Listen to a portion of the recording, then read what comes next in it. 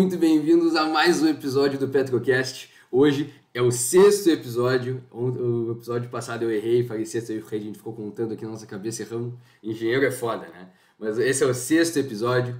E queria, antes de começar esse episódio, agradecer a todos os ouvintes que nos acompanharam nessa primeira temporada. Esse é o último episódio desse ano, da primeira temporada. Vamos retornar, então esperem a segunda temporada com convidados, já estamos conversando com eles, convidados ilustres, para destrinchar essa área do petróleo e gás, além de outras áreas. Então isso aí é bem importante, fiquem ligados. Né? Agradeço a todos por acompanhar, tanto no Spotify quanto no YouTube, por compartilhar e tudo mais, vocês ajudaram muito o Petrocast a crescer e continuam ajudando e vão continuar ajudando, eu espero, né? Hoje estamos aqui com uns comentários excelentes de Reide Aragão. Como é que tu tá, Reide? E aí, pessoal, bom dia, boa tarde, boa noite. É um prazer estar aqui novamente, principalmente com o convidado Felipe, que vai contribuir hoje com a gente. Espero que curtam, compartilhem e continuem nos acompanhando ano que vem, quando a gente retornar com a edição do Petrocast, o FPEL, novamente. Excelente, excelente. Reide Aragão sempre conosco, fenômeno. E temos aqui um cara que eu queria muito conversar, Felipe Duarte, engenheiro de petróleo da Halliburton e um dos fundadores do Até o Último Barril. Como é que tu tá, Felipe? Fala pessoal, bom dia, boa tarde, boa noite, né? Dependendo do horário aí do que está escutando o podcast. Queria primeiramente agradecer o convite de vocês. Muito honrado em poder contribuir aqui, compartilhar um pouco da minha pequena trajetória até aqui. E estou aqui à disposição para responder as perguntas de vocês e contribuir com o que for possível aí nessa manhã de sábado. Excelente, cara. E tu vai responder muita pergunta, hein? Porque eu sou um cara muito curioso e o Reid também é. Tranquilo. Vamos lá então, cara. Assim, ó, eu sei que deve ter muita gente ouvindo que vai pensar, pô, vamos falar um pouco da Halliburton, né? Empresa, pá, foda e pá. Mas não, eu te trouxe aqui pra gente falar sobre Até o Último Barril. Porque muita gente, né, tem essa questão, o sangue é empreendedor, né? Tem essa vontade de empreender. Eu sou uma dessas pessoas. Adoro empreender, sou árabe, né? Tá no sangue, não adianta. Né? Meu pai sempre empreendeu, meu avô sempre empreendeu. Então, enfim, mesmo me formando em engenharia de petróleo, eu pretendo empreender. Então, aí imagina que legal ia ser empreender na área do óleo e gás. Olha que loucura, entendeu? Sim. Então, eu te trouxe justamente para tu destrinchar, não só para mim, porque eu quero muito saber, eu quero um dia empreender nessa área, mas me conta como começar, o que eu devo fazer, como eu devo enxergar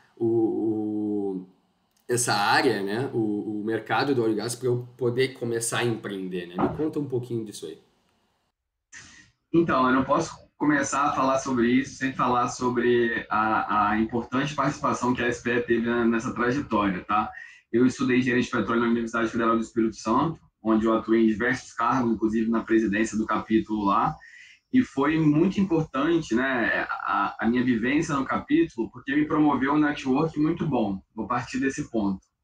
E foi através do capítulo que eu conheci o Natan, o Augusto, o Max, que foram os fundadores, cada um presidente de um capítulo no Brasil, né, o Max na Unisanta, o Augusto e o Natan aí no UFPEL.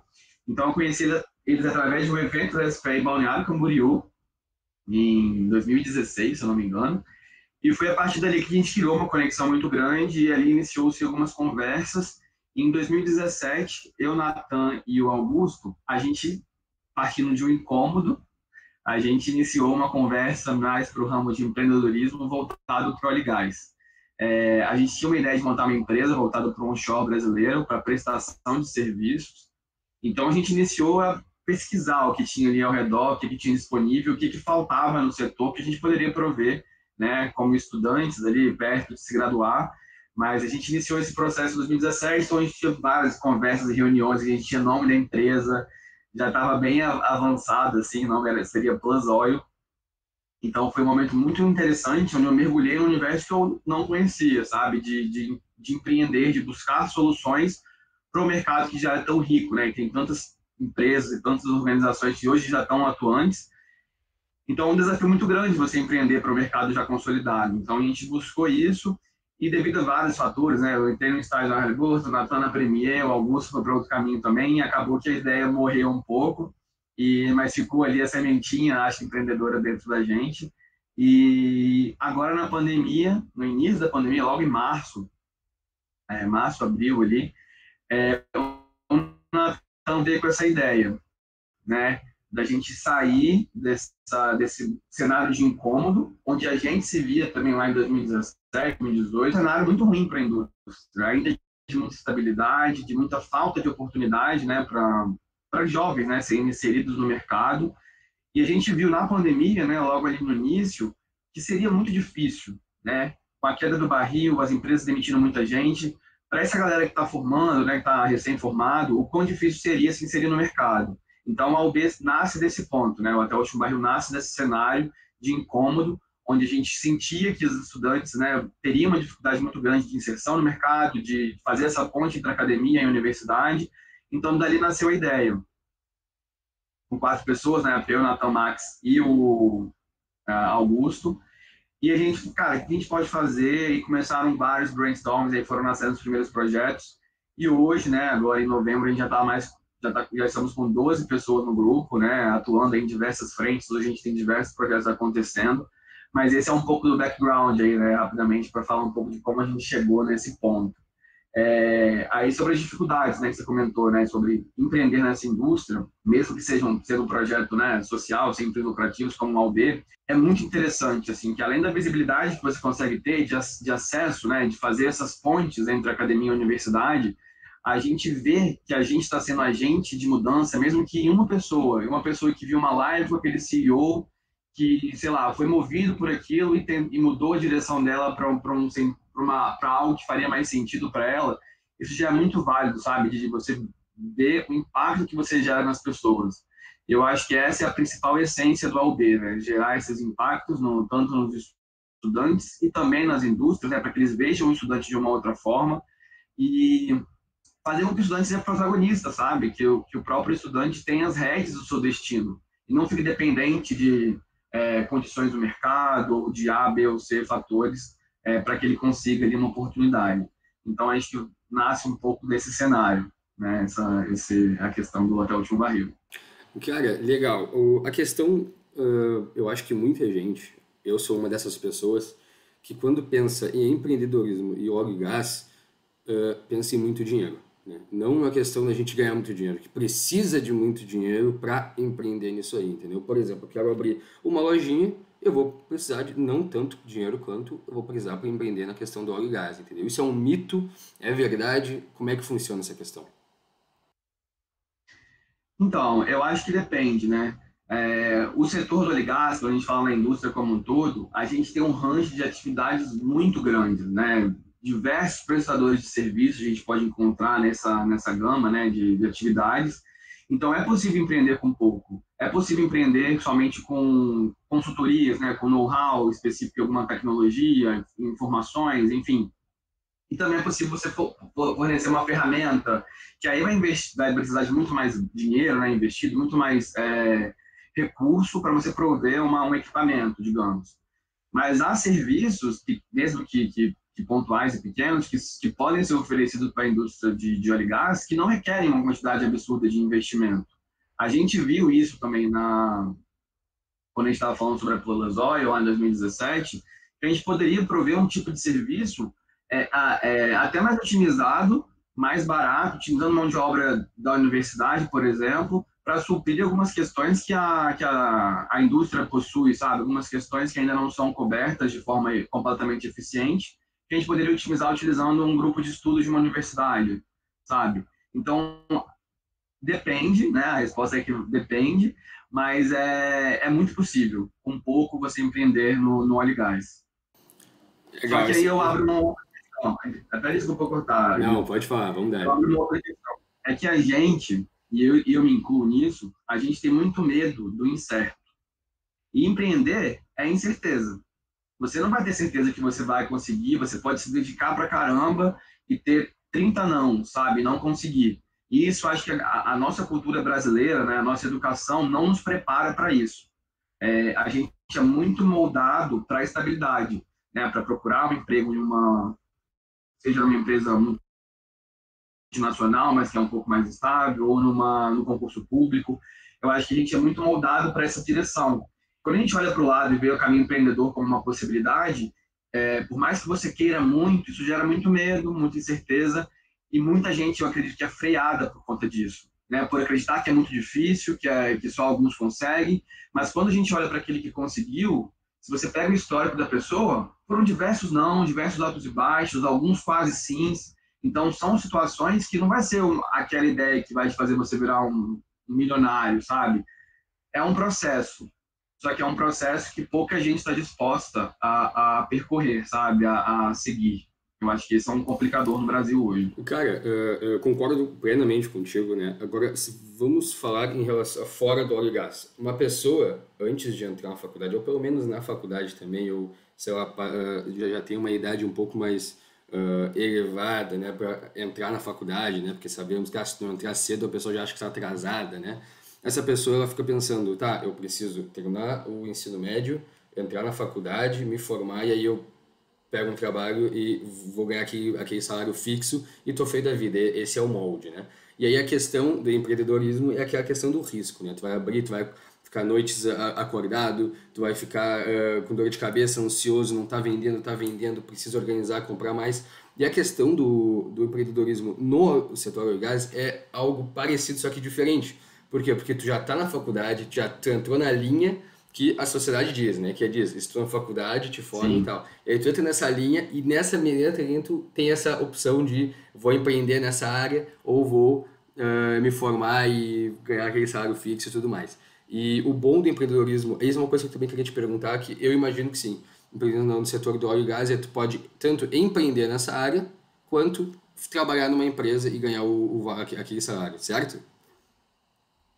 Sim, é possível você seguir os dois caminhos, tá? Eu conheço até, eu tenho alguns amigos que têm essa vida hoje, que trabalham no óleo e gás, doam sua vida ali, né? E todos os seus ensinamentos em prol da empresa, mas que possuem um negócio à parte, algo, enfim, faz cerveja, sabe? Coisas simples que às vezes juntam hobby com a vontade de empreender e conseguem levar a vida tocando ambas as frentes.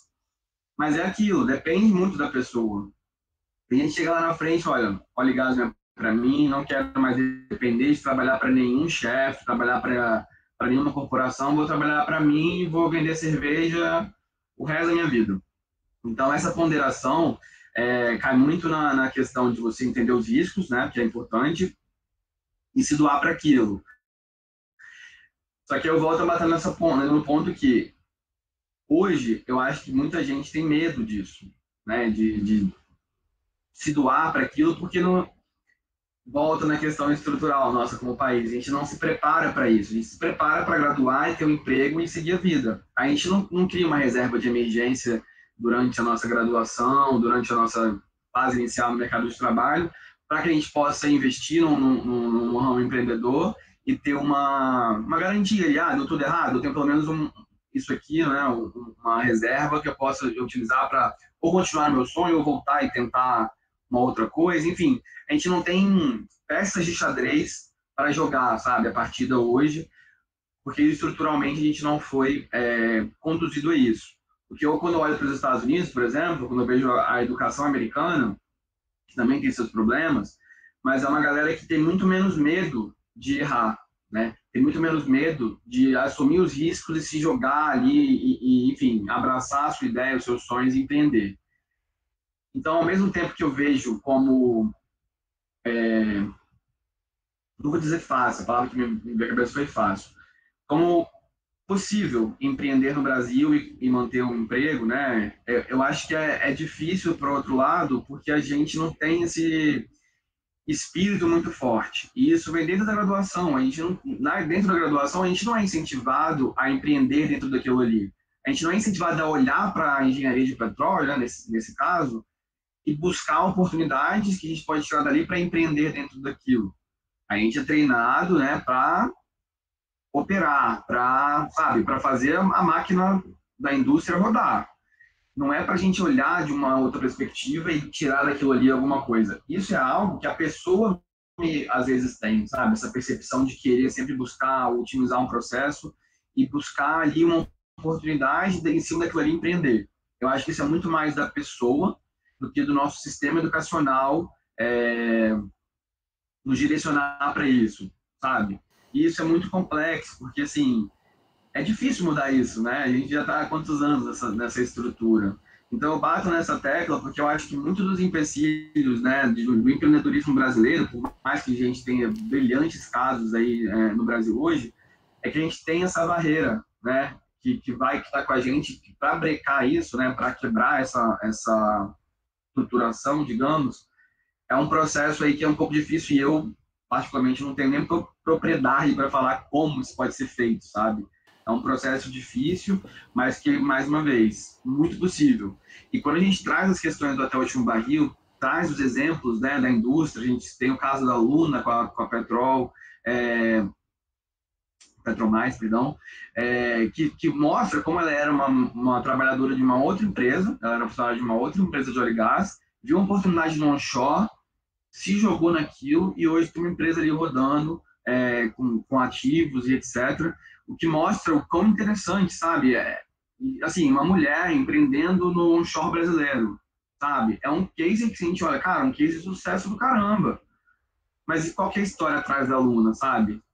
Quais foram os empecilhos que ela teve, a parte burocrática, o que tem ali atrás. Eu quero muito que a Luna venha aqui, porque é a terceira pessoa que vem e fala da Luna, entendeu? Eu quero muito que ela venha. Ela é um exemplo, cara. Ela é um exemplo, assim, que é fantástico, assim, de ver a oportunidade, entender que aquilo ali tem potencial e se doar, sabe? Se doar e colher os frutos depois. Então, assim, ela é um exemplo que eu acho fantástico, assim, que mostra que é realmente possível e que você pode trabalhar numa empresa, enfim, e ter uma veia empreendedora forte ali e, enfim, colher os frutos futuramente daquilo ali. Claro, o Natan até tinha falado, a gente falou um pouco sobre empreendedorismo no podcast dele. Ele falou a questão que o Brasil tem dois empecilhos na questão do empreendedorismo. O primeiro é o próprio país, que não ajuda muito os empreendedores, e o segundo é a criação de casa, né? Que desde a criação de casa nós não somos criados a arriscar, né? Sempre somos criados aí no safe, né? Vamos no mais certo, vou ali. E eu, mesmo sendo filho de empreendedor, meu pai como sempre teve dor de cabeça, passou fome, não sei o que, e não quer, obviamente, que o filho dele passe isso, né? Então ele sempre me falou, eu sempre ajudei ele nas lojas, sempre estive ligado com essa área empreendedora, só que ele nunca quis que eu arriscasse minha vida. Ele sempre, tu vai estudar, me colocou em colégio particular, vai passar na universidade, vai te formar, vai trabalhar numa empresa. É o sonho dele até hoje, né? Então, tem toda essa questão da criação aqui no Brasil, né? Vamos viver no safe, né? Que é mais garantido para não termos problemas. Mas... É o track record, né, que a gente tem. Isso, e também tu vê, né, se tu for abrir as redes sociais, lives de vários, os maiores empreendedores do Brasil, e até fora do Brasil, o que eles dizem? Que o Brasil é uma mina de ouro, né? Que tem tanto espaço para empreender aqui no Brasil que quem conseguir tá rico, entendeu? Já era. E nos Estados Unidos e fora do Brasil, é muito mais difícil tu empreender lá. Por quê? Porque as pessoas já estão empreendendo. O pessoal já se arriscou. Sim. É exatamente aquilo que tu falou. Lá o pessoal já tem a mentalidade. Ficam vendendo limonada desde pequeno na frente da casa, né? A gente vê isso nas séries, nos filmes. Mas isso é a realidade, né? O meu primo que mora lá tá fazendo isso. Eu não acreditava nisso, entendeu? Então tem toda essa questão da criação, toda essa questão. Então, esse pensamento, né, de empreender na hora do óleo e gás, quando eu vi a ideia lá no Pessoas 4.0, no Fábio, quando eu vi pela primeira vez, lembra? Quando eu vi pela primeira vez, eu fiquei, cara, que foda esse projeto, e comecei a acompanhar vocês. Não. Muito pica. E não digo só no óleo e gás, tá, Youssef? A gente tem no Brasil, né, até vou chamar aqui, fazer um convite para o pessoal ler os artigos que a Isis, né, fez em contribuição aí com colaboradores do AUB, na Brasil Energia, onde ela destrincha toda a questão da transição energética no Brasil, e fica muito evidente ali nos artigos o potencial brasileiro, sabe? Não só no óleo e gás, mas também na questão das renováveis, né? Energia solar, térmica, enfim, é todo é uma mina de ouro, como você falou, a gente tem tudo, sabe? O Brasil é um país tão rico E a gente, como brasileiro, isso é muito louco. A gente é muito treinado desde cedo a valorizar sempre o estrangeiro. A sempre, O gringo é foda, o sabe, gringo é melhor que a é gente. bom. O é sempre melhor que a gente. E a gente para muito pouco para olhar dentro.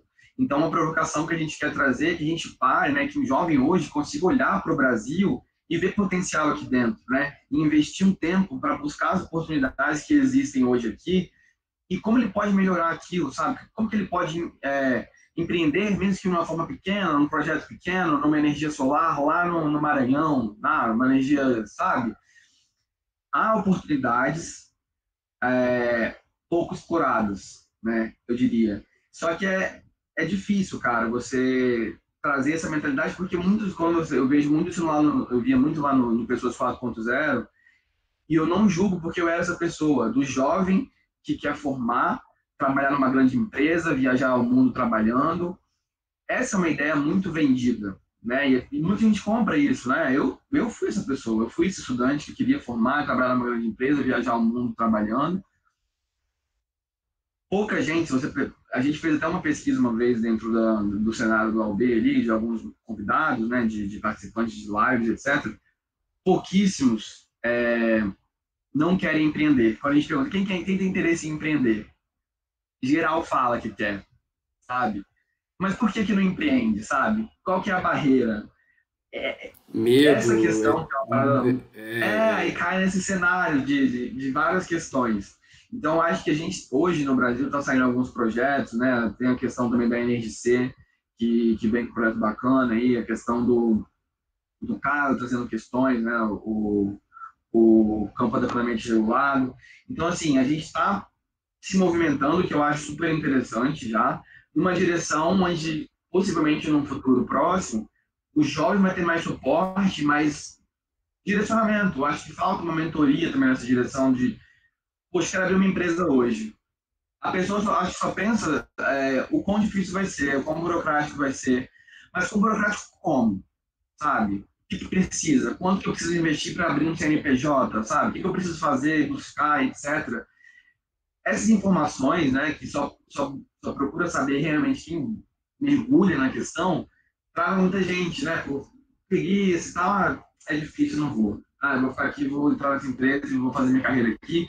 E aí entra outra questão que é o comodismo, sabe? Tipo, trabalho hoje na Halliburton, tô feliz aqui pra caramba, ganho meu salário aqui, pô, tá tranquilo.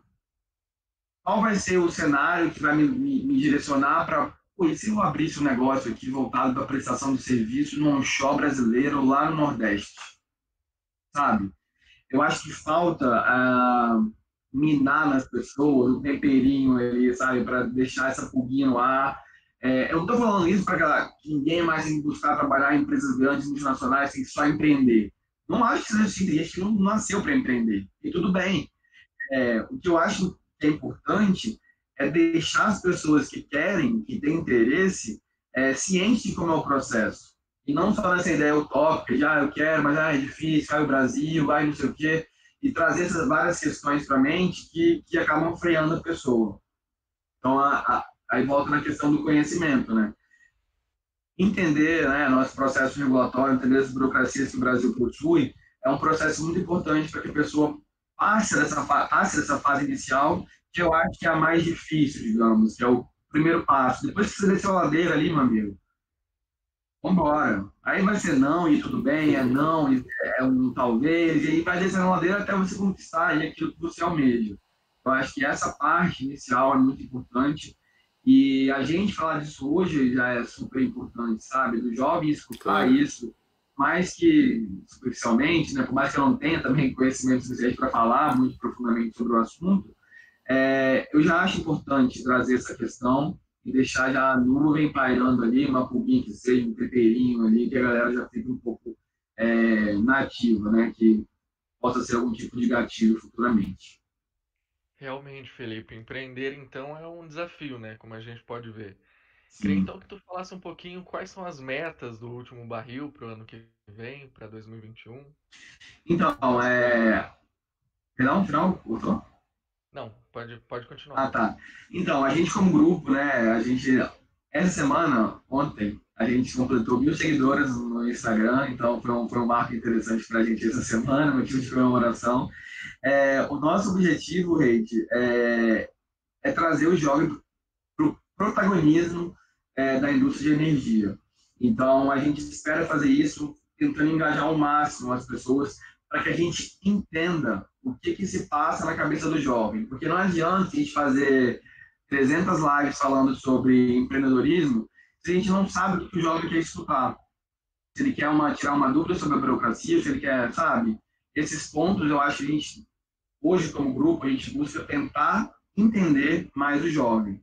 Somos um grupo de 12 jovens, de diversas partes do Brasil. Já é um cenário diverso, né? Temos mulheres no grupo, temos homens, temos de regiões diferentes do Brasil.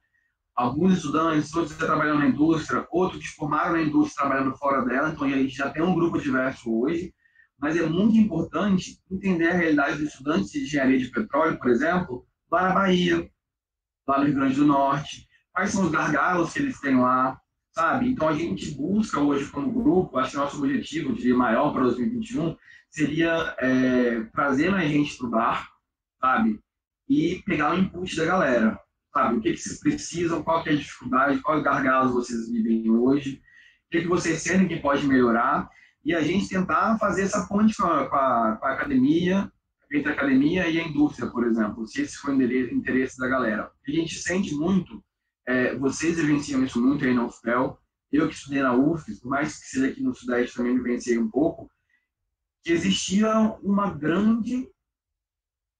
grande gap entre as universidades que estão fora do eixo Rio, Rio-São Paulo, e as empresas que estão aí, né, contratando no mercado de trabalho, maiores, digamos. Qual que era o empecilho? O que existia? Né? Por que isso não acontecia antes? Eu acho que o Pessoas 4.0, que o Fábio Martins trouxe, foi uma grande revolução nesse sentido, que eu acho que trouxe muita visibilidade por causa da Total, por exemplo. E é muito importante a gente falar sobre isso. Por que isso acontece na Universidade do Rio de Janeiro? Não tem gente que é competente no Rio Grande do Norte, não tem gente competente na UFPEL. As universidades que são fora do Rio, né, elas se preparam para deixar que o estudante, na época do estágio, ele possa viajar e morar em outra cidade para fazer estágio. Então, isso não seria uma questão para um impeditivo, sabe? Então, acho que entender essa realidade e tentar, a gente como um grupo, eu acho que hoje, felizmente, a gente consegue ter uma voz um pouco mais forte do que se fôssemos 12 estudantes falando separadamente.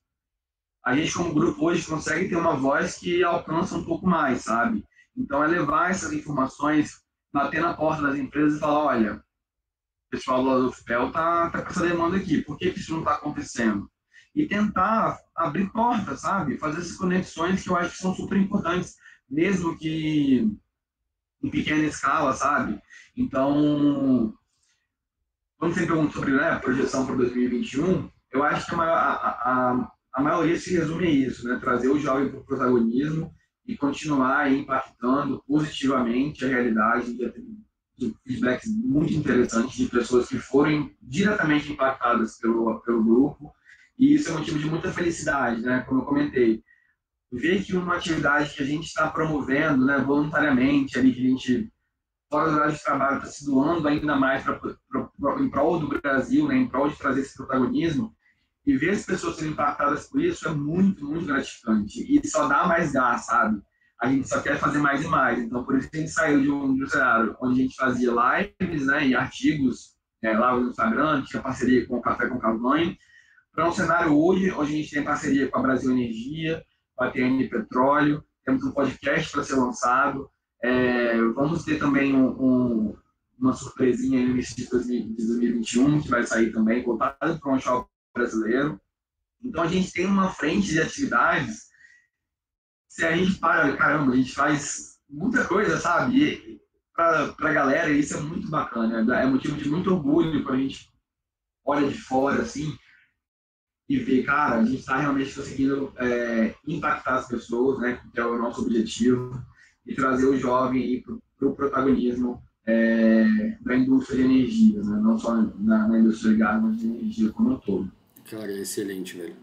Que é muito satisfatório ver que tem um grupo trabalhando para isso e espero que quando eu estiver me formando, então vocês estejam enormes e muito grandes, né? E falando um pouco, pegando um pouco esse gancho que tu falou, que já vou emendar em outra pergunta, esse gancho que tu falou sobre várias universidades estarem longe do centro do mercado de trabalho, não terem, por exemplo, eu não vou ter aqui na UFPEL disciplinas práticas, né, em relação ao óleo e gás. E pensando nisso, a questão do empreendedorismo dos estudantes de engenharia de petróleo, geológica, enfim, para empreender no setor de óleo e gás. É muito difícil para nós pensarmos em alguma solução, porque para empreender tu precisa ver um problema e pensar numa solução para ela. É muito difícil para nós identificarmos esse problema, né? Por quê? Porque não estamos no lugar. Então, tu disse que, na verdade deve ser, mas para os estudantes é muito mais difícil empreender do que para os já formados que estão na indústria, certo? Tem algo para nós, estudantes, alguma forma, a gente lê algum lugar, a gente vê alguma coisa em relação, ou realmente está muito difícil ultimamente para nós, estudantes, empreendermos e pensarmos em alguma solução? Cara, você trouxe um ponto muito, muito importante, assim, eu vejo como muito difícil. Se partir porque assim, o que a gente vê na universidade, né, a gente vê a teoria, e todo mundo fala, na real, né? A prática é diferente. A prática é outra realidade, sabe? Você vivenciar aquilo que você estuda é uma outra história e te abre um universo de possibilidades que é muito bizarro. Então, para um estudante hoje pensar em soluções para que a indústria vive hoje, realmente é muito difícil. É uma situação que é um empecilho, é um entrave difícil de ser driblado ali. O que eu recomendaria, dentro das capacidades, né, dentro das possibilidades, seria buscar a indústria, buscar as empresas e estabelecer parcerias no seguinte sentido, né, no ambiente universitário, por exemplo. É possível hoje você fazer um paper, um artigo, né, em parceria com uma empresa, que ela tem aquela problemática X ali, precisa tratar aquilo, precisa, seja, sei lá, simular ou fazer algum tipo de estudo mais específico. E aí você buscar isso como estudante, entrar lá dentro, tentar entender mais essa problemática, tentar ficar mais ambientado ali com o que está acontecendo na indústria.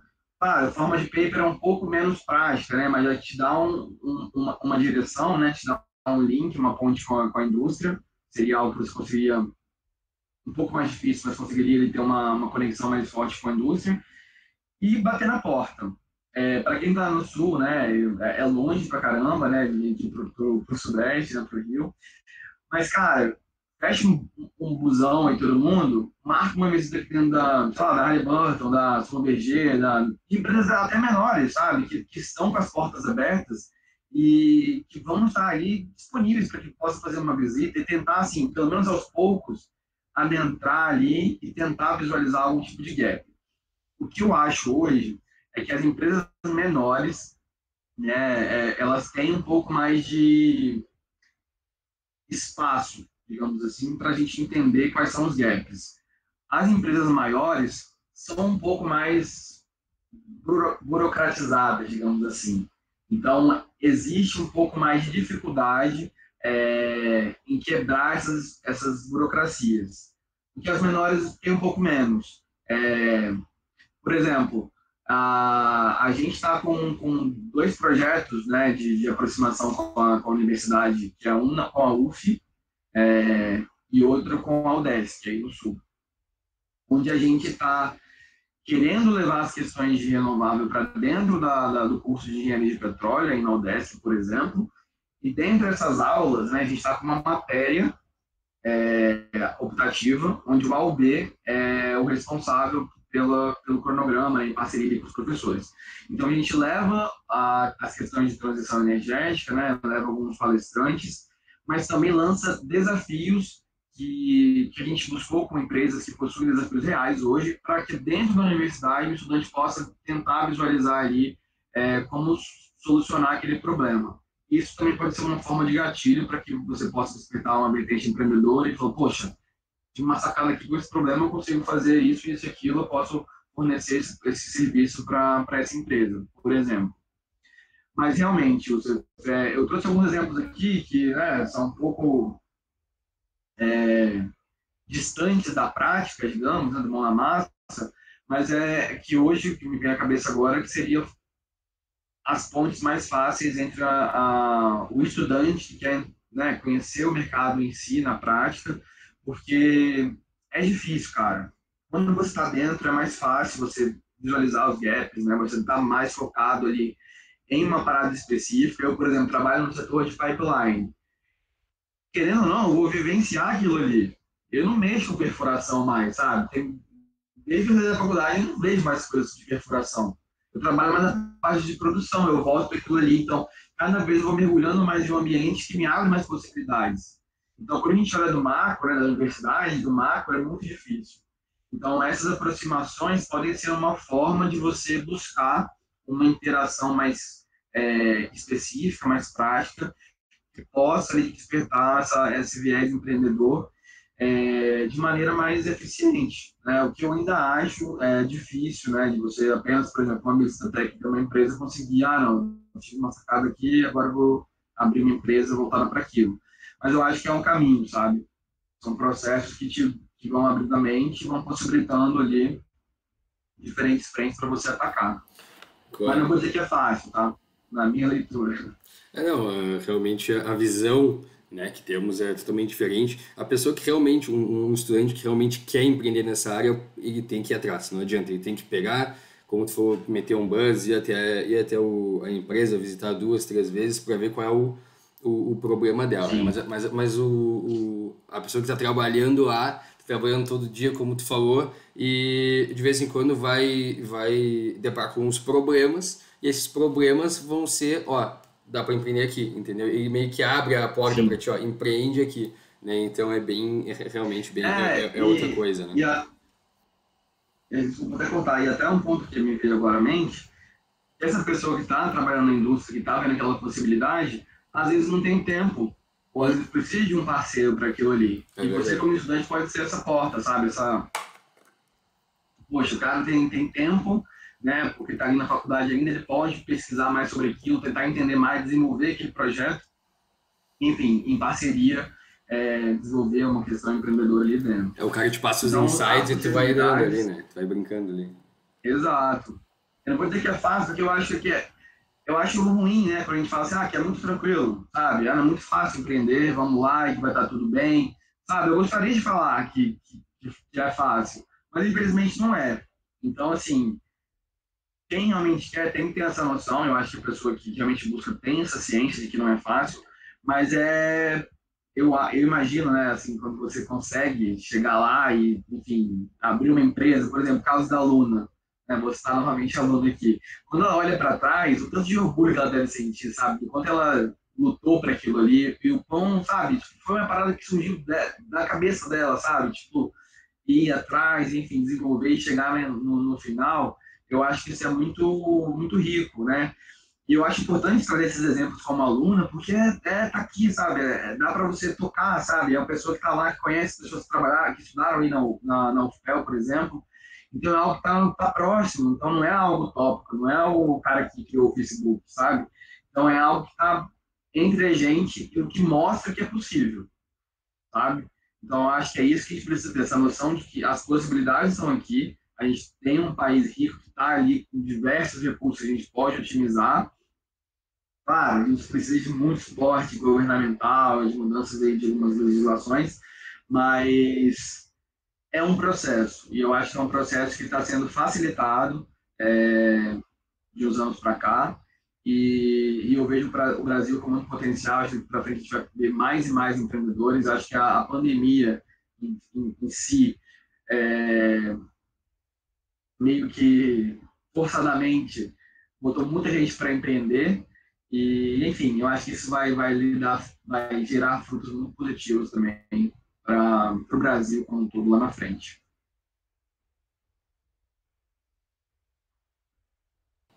Ok, perfeito. Cara, a questão eu não sei vocês, mas aqui em Pelotas, o que eu vi de gente abrindo, empreendendo, assim, eu acho que todo mundo tem um mínimo de um espírito empreendedor dentro de si.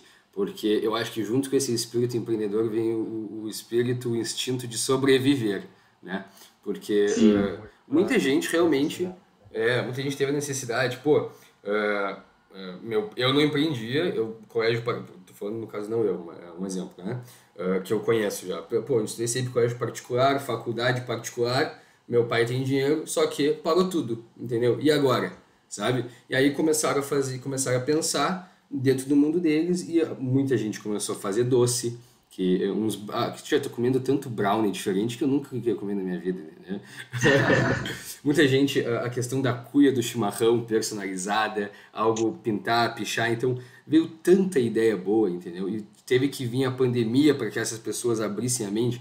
Agora Exato. aí depois que a pandemia ir embora, vamos ter tantas ideias aí para usarmos, né? Para pensarmos em relação àquela ideia.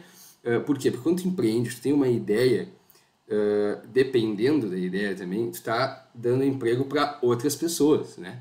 Tu tá dando dinheiro para outras pessoas, para outras pessoas pensarem em algumas ideias e também empreenderem, e por aí vai, né? Então é uma escadinha, Cadeia. tu vai ajudando uma Sim. pessoa e essa pessoa vai tendo outras ideias, então isso é muito bom, né? E pensar que até o Timbaí está com esse projeto é muito legal, né? Sim. E tá. Quer falar alguma coisa antes de ir para a segunda parte, Reizão? Não, tranquilo.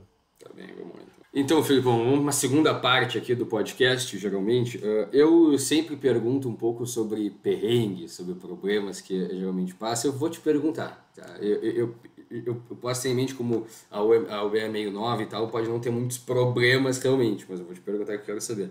Mas eu queria saber do novo projeto que saiu, o podcast. O que vai ser... vocês estão produzindo, já saiu o primeiro episódio, se não me engano, né? O que Já vocês saiu. vão falar nesse podcast? Vão ser pessoas que já empreenderam que vão participar? Ou só vocês que vão estar conversando? Como é que vai ser a formato do podcast?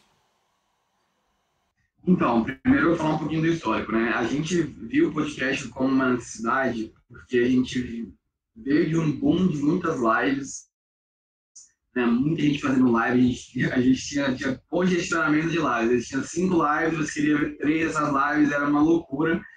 E a gente fica com o celular travado, né? Quando é live, a gente está no celular aqui vendo, ou no computador, e está sempre ali parado.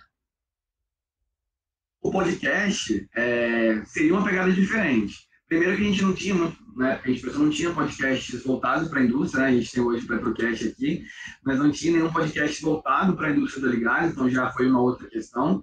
E a gente queria que a pessoa pudesse escutar na academia, correndo ou trabalhando aqui. É uma possibilidade, que acho que a ideia geral do podcast, né, vem disso. Então, a gente quis trazer esse novo formato e são 4 frentes diferentes que a gente traz no podcast, né?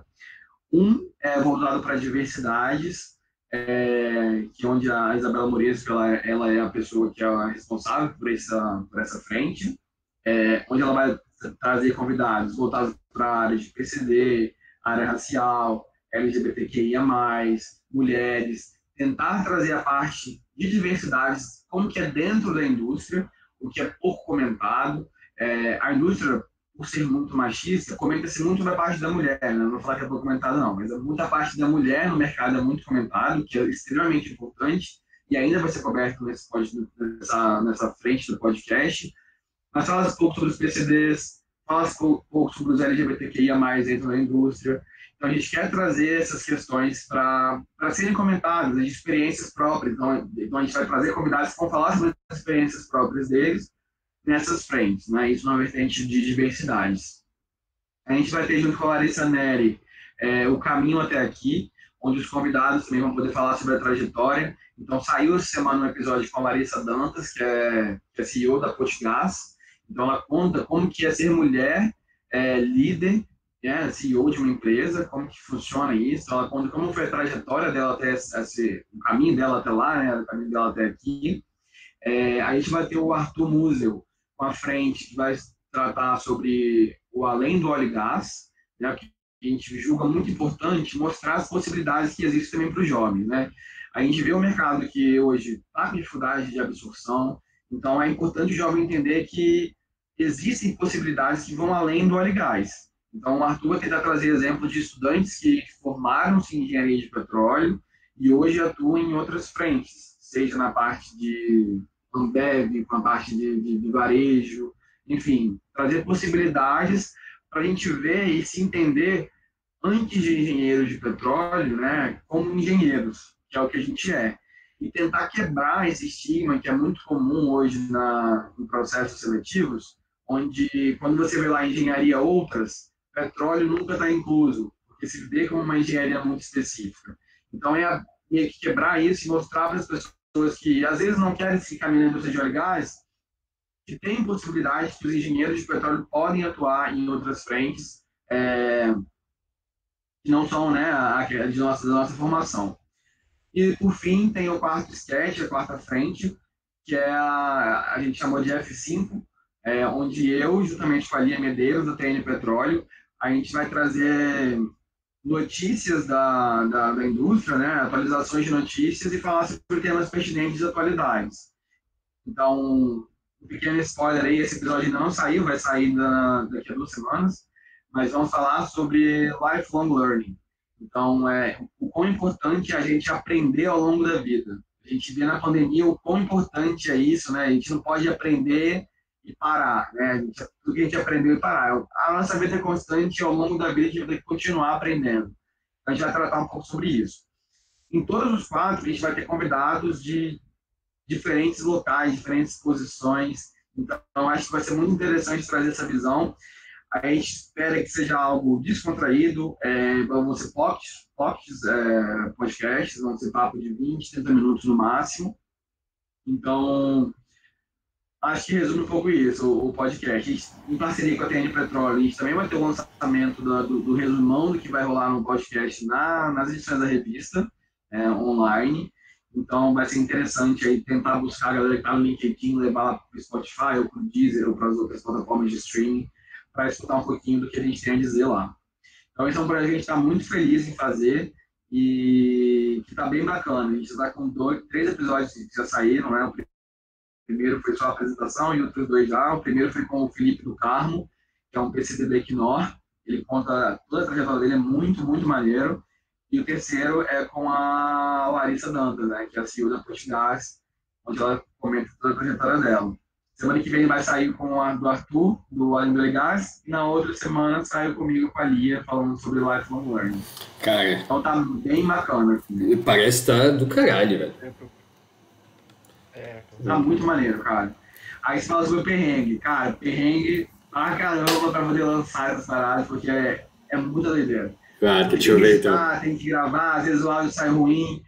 Então, assim, e é a primeira vez que a gente está fazendo, né? Então a gente está recebendo muito feedback da galera em relação à qualidade do áudio, enfim, temos que aprimorar muita coisa, mas eu acho que daqui a pouquinho a gente vai estar um pouco mais alinhado aí, conseguindo cada vez mais entregar de forma mais efetiva aí para a galera os podcasts. Excelente, cara. Essa ideia do podcast é muito boa. Nós tivemos essa ideia justamente. Acho que todo mundo que tem cria um podcast é justamente por essa ideia da pessoa não ficar fixa num lugar e ficar assistindo, né? Ser multitarefas, né? Otimizando o seu tempo. Eu estou na academia, não escuto mais música, só ouço podcast. Estou no carro, não escuto mais música, só podcast. Estou estudando geralmente com algo que não preciso prestar atenção, podcast.